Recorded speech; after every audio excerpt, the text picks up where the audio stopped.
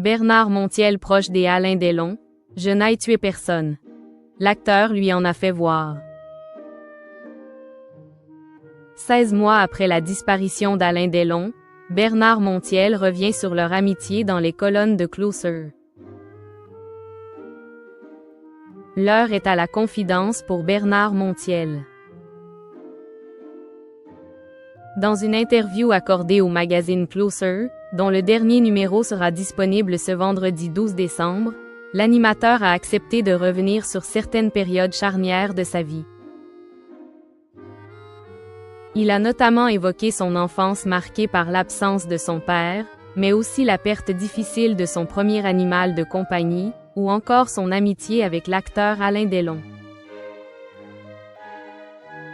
En exclusivité dans les colonnes de Closer, celui qui est aussi comédien révèle avoir parfois accueilli le samouraï chez lui, dans sa somptueuse résidence du Pilat-sur-Mer. À l'époque, l'acteur y trouvait une paix qui n'existait nulle part ailleurs, mais faisait parfois tourner son ami en bourrique. Il était en vacances chez moi à Pilat. Pour se cacher, plaisantait-il. Mais quand on est Alain Delon, cela dure 3 jours. Il veut absolument se rendre dans le restaurant le plus fréquenté. T'es gentil, me disait-il, mais après tout je n'ai tué personne. Il était très drôle, quand il le voulait. Bernard Montiel garde notamment le souvenir d'un homme rieur, qui aimait faire des blagues. Lors d'un passage à Pilat-sur-Mer, il avait même appelé la mère de l'animateur en se faisant passer pour son majordome. « Je n'ai jamais eu de majordome, rire », confie Bernard Montiel à Closer. Alain avait pris l'accent hispanique parce qu'il savait qu'elle était d'origine espagnole.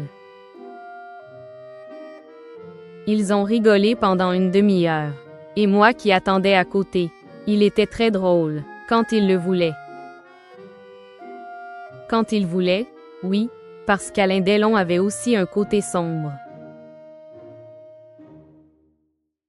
En février 2024, peu avant la mort de l'acteur, Bernard Montiel avait fait des révélations sur l'acteur, à l'occasion d'un passage sur le plateau de Touche pas à mon poste.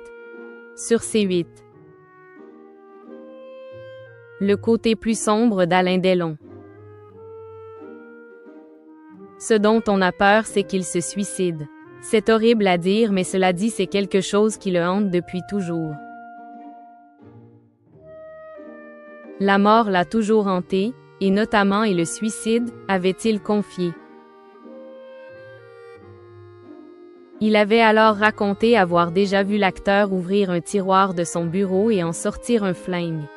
Cela l'amusait beaucoup. Il m'a dit, « Tu vois un jour, je finirai comme ça. » Comment acheter Closer? Votre magazine est en vente à partir du vendredi 12 décembre 2025 chez votre marchand de journaux, sur Android, iPad et sur Kiosque Mag.